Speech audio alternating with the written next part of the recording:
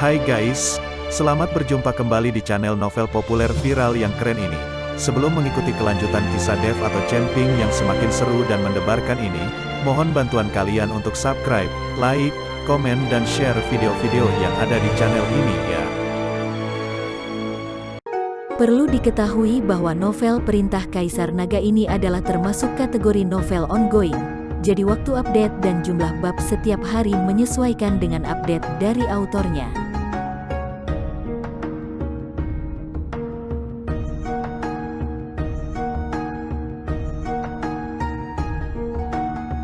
Perintah Kaisar Naga bab 3828, 3829, 3830. Ayo pergi, aku ingin tahu apakah keluargamu telah menemukan tambang batu kutub. Dev, yang telah memulihkan kekuatannya, mulai bergegas menuju gunung bersama Binglu dan yang lainnya. Sepanjang jalan, ada batu kutub di mana-mana. Batu kutub yang berserakan di tanah tidak diangkat.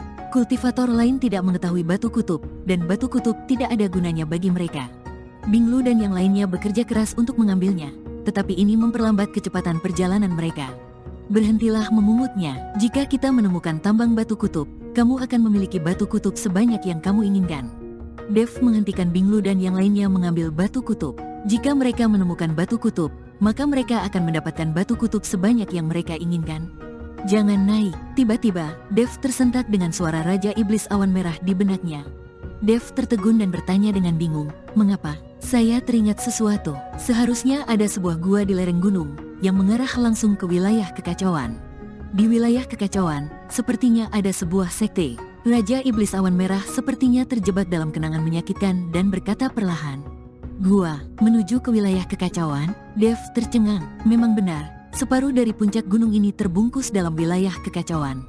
Dev dan yang lainnya mendaki gunung dari sisi lain, jadi mereka tidak terpengaruh oleh wilayah kekacauan. Tapi bukankah bercanda jika mengatakan bahwa ada sekte di wilayah kekacauan? Harus diketahui bahwa di wilayah kekacauan, turbulensi ruang dan waktu sedang berkecamuk, dan tidak ada yang bisa tetap tinggal di situ. Namun, seseorang tidak bisa sepenuhnya tidak mempercayai apa yang dikatakan Raja Iblis Awan Merah. Bagaimanapun, Raja Iblis Awan Merah telah berada di sini ribuan tahun yang lalu, dan dialah yang memotong celah besar itu dengan pedangnya. Di mana gua itu? Dev ingin bertanya tentang lokasi spesifik gua tersebut.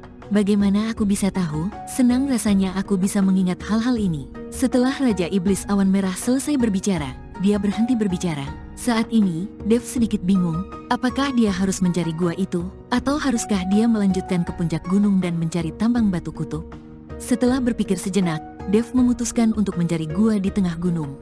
Mungkin tambang batu kutub juga berada di dalam gua di tengah gunung.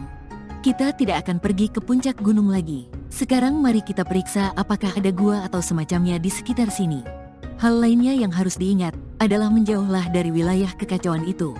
Jangan sampai terjebak, Dev berkata pada Binglu dan yang lainnya. Tuan Chen, apakah Anda akan pergi mencari gua? Jika tambang batu kutub itu berada di puncak gunung, bukankah akan lebih mudah bagi keluargamu untuk menguasainya? Binglu bertanya dengan bingung, bagaimana jika tambang batu kutub berada di lereng gunung? Dev bertanya. Kali ini, Binglu tidak berkata apa-apa lagi. Semua orang mulai mencari apa yang disebut gua di tengah gunung. Pada saat ini, Ouyang Zhenhua dan yang lainnya juga sedang menuju puncak gunung tanpa tujuan. Faktanya, setelah mendengarkan nasihat Dev, Ouyang Zhenhua juga tahu bahwa tidak mungkin ada situs jatuhnya makhluk abadi di sini. Tapi mereka tidak bisa menyerah begitu saja. Mereka datang ke sini selama beberapa hari dan menyia-nyiakan tenaga dan sumber daya. Lalu mereka tidak mendapatkan apa-apa. Jadi tidak mungkin mereka kembali. Terlebih lagi, jika puncak gunung ini tiba-tiba muncul, mungkin akan ada petualangan di sana. Ouyang Zhenhua hanya menghibur dirinya sendiri di dalam hatinya. Dia sudah lama putus asa. Jika mereka sudah mencapai puncak gunung dan masih tidak mendapatkan apa-apa, mereka tidak punya pilihan selain pulang ke rumah. Pembohong yang menderita 1000 luka. Ouyang Zhenhua menghina mereka yang menyebarkan rumor. Tuan, lihat. Tiba-tiba, seorang anggota klan berteriak. Ouyang Zhenhua menoleh dan menemukan lingkaran cahaya muncul di tengah gunung. Lingkaran cahaya ini terlihat sangat mirip dengan lingkaran cahaya yang mengelilingi gunung saat pertama kali muncul. Ayo pergi dan lihat. Ouyang Zhenhua merasa senang dan buru-buru memimpin orang-orang untuk bergegas. Ketika kultivator lain melihat ini, mereka juga bergegas menuju tempat munculnya lingkaran cahaya. Pada saat ini, Dev dan yang lainnya juga tertarik dengan lingkaran cahaya tersebut dan mempercepat langkah mereka. Mereka tidak menunggu sampai Dev dan yang lainnya tiba. Ouyang Zhenhua dan yang lainnya juga ada di sana, dan semua orang diselimuti oleh lingkaran cahaya itu. Baru kemudian Dev menyadari bahwa lingkaran cahaya itu sebenarnya berasal dari lubang gelap. Melihat pintu masuk gua, jantung Dev berdetak kencang. Dia tidak tahu apakah ini gua yang dibicarakan oleh Raja Iblis Awan Merah. Sekarang semua orang mengelilingi pintu masuk gua, dan tidak ada yang berani masuk.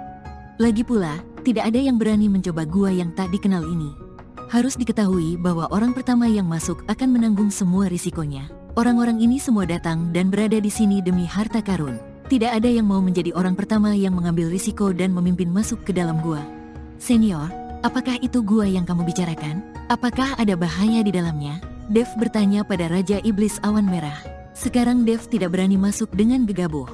Bagaimana aku tahu? Sudah kubilang aku hanya mengingatnya sedikit dan tidak bisa mengingat sisanya. Raja Iblis Awan Merah menggelengkan kepalanya dan berkata, karena kamu tidak dapat mengingatnya, maka aku akan mengambil risiko dan masuk. Jika aku dalam bahaya, kamu akan tamat jika aku mati, kata Dev.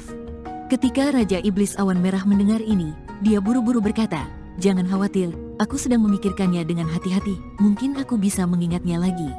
Terlihat dia bekerja sangat keras. Setelah beberapa saat, Raja Iblis Awan Merah menghela nafas lega dan berkata, tidak ada bahaya di dalam gua, tapi saya tidak tahu apakah akan ada bahaya saat memasuki Sekte Suci Wuji. Maksudmu sekte yang hidup di wilayah kekacauan? Apakah benar ada sekte di wilayah kekacauan ini yang disebut Sekte Suci Wuji? Dev bertanya dengan cepat. Ya, Sekte Suci Wuji dapat dianggap sebagai sekte utama surga. Saya tidak tahu bagaimana bisa sampai ke dunia surga dan dunia manusia yang kacau ini. Mungkin dunia surga dan manusia ini diciptakan oleh Wuji Sekte Suci. Raja Iblis Awan Merah berkata perlahan. Ketika Dev mendengar ini, dia terkejut di dalam hatinya. Betapa besar dan mengagumkannya sebuah sekte yang dapat menciptakan dunia surga dan manusia ini. Sungguh mengesankan jika seorang kultivator dapat menciptakan dunia rahasia. Dev sekarang sangat kagum dengan Sekte Suci Wuji. Mengikuti kata-kata Raja Iblis Awan Merah, Dev berjalan menuju gua. Tuan Chen, Binglu dan yang lainnya terkejut dan buru-buru melangkah maju untuk menahan Dev. Karena ada lingkaran cahaya yang keluar dari gua ini, membuktikan bahwa ini bukanlah gua biasa. Mungkin ada banyak bahaya di dalamnya. Akan sangat berbahaya jika berjalan membabi buta seperti ini. Jangan khawatir, tidak apa-apa. Ikuti saja aku dan jaga jarak tertentu, kata Dev sambil tersenyum tipis. Dia tahu bahwa Raja Iblis Awan Merah tidak akan berbohong padanya. Melihat ini, Binglu hanya bisa melepaskan Dev dan mengangguk. Kemudian Dev berjalan langsung ke dalam gua, dan Binglu serta yang lainnya mengikuti setelah beberapa saat. Tuan, apa yang harus kita lakukan? Tanya anggota klan pada Ouyang Zhenhua. Ouyang Zhenhua merenung sejenak, lalu melambaikan tangannya dan berkata, ikuti mereka dan lihat apa yang ada di dalam gua ini. Saat Ouyang Zhenhua dan yang lainnya masuk, para kultivator lainnya tidak lagi ragu-ragu dan semua mengikuti. Di dalam gua gelap gulita, tetapi Dev menyalakan api di telapak tangannya, menerangi area sekitarnya. Dev sendiri tidak tahu sudah berapa lama dia berjalan.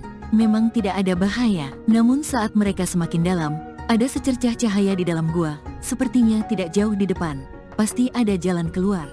Dev mempercepat langkahnya. Ketika dia benar-benar berjalan menuju pintu keluar gua, seluruh tubuhnya langsung terkejut. Yang dilihatnya hanyalah tanah luas di depannya, dengan banyak bangunan berdiri di sana. Namun banyak di antaranya yang roboh dan kondisinya bobrok, dan di bagian paling depan terdapat gerbang gunung yang telah runtuh menjadi dua, hanya dengan beberapa pilar batu putih yang berdiri. Melihat skala ini, pasti bisa disebut sekte besar, tapi sekarang terlihat seperti sekte bobrok. Di udara, ada lingkaran cahaya yang melayang, dan lingkaran cahaya ini menyelimuti seluruh sekte.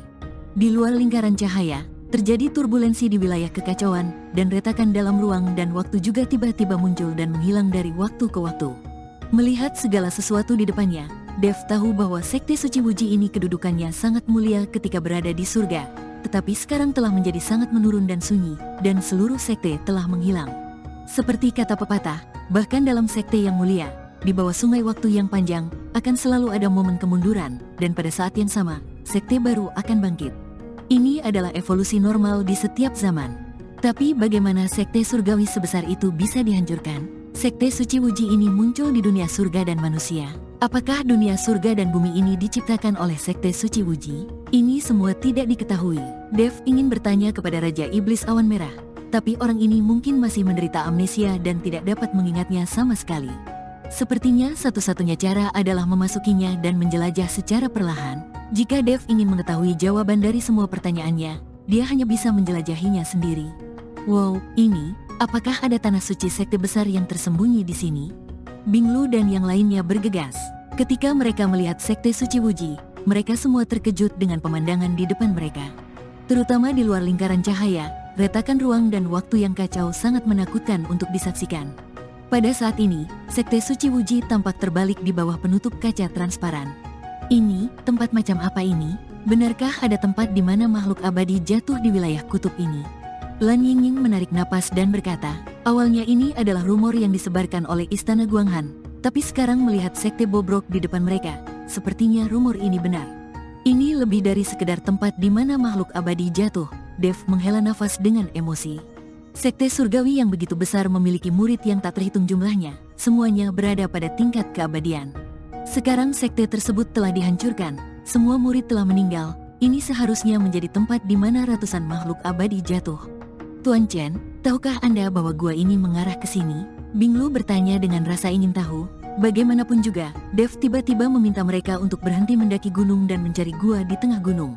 Ketika mereka melihat gua tersebut, mereka melangkah masuk tanpa ragu-ragu. Seolah-olah Dev sudah mengetahuinya. Benar, Dev mengangguk. Meskipun Binglu dan yang lainnya penasaran bagaimana Dev bisa tahu, mereka tidak bertanya. Jika Dev memilih untuk tidak memberitahu, maka mereka tidak perlu bertanya lagi. Dev melompat dan melompat keluar gua. Binglu dan yang lainnya mengikuti dari belakang. Ketika Dev dan yang lainnya mendarat di depan sekte suci Wuji, mereka menyadari betapa megahnya sekte tersebut. Saat mereka melihat ke bawah sekarang, meskipun mereka bisa melihat besarnya sekte suci Wuji, dampaknya tidak kuat. Tetapi saat ini, mereka sedang berdiri di depan pintu, dan pilar-pilar batu yang menjulang tinggi itu tampak menjulang ke langit. Plakat sekte di tanah telah hancur berkeping-keping, tetapi 4 karakter sekte suci Wuji masih terlihat samar-samar. Sekte suci Wuji, sekte macam apa ini? Pernahkah kamu mendengarnya? Binglu bertanya dengan rasa ingin tahu. Apakah ada sekte seperti itu di dunia surga dan manusia? Lan Yingying juga penuh rasa ingin tahu. Ini bukan sekte di surga dan dunia manusia, tapi sekte di dunia surga, kata Dev perlahan. Apa? Binglu dan yang lainnya langsung terkejut. Tuan Chen, mengapa sekte surgawi muncul di sini? Jika ini adalah sekte surgawi, bukankah orang-orang yang meninggal di sini semuanya abadi? Awalnya aku mengira ini adalah tempat jatuhnya satu makhluk abadi. Ternyata bukan hanya satu makhluk abadi yang jatuh, tetapi satu sekte abadi mati di sini. Bukankah akan ada banyak harta karun yang tertinggal di tempat ini? Seharusnya begitu. Dev tidak bisa menerangkan dengan jelas. Bersambung.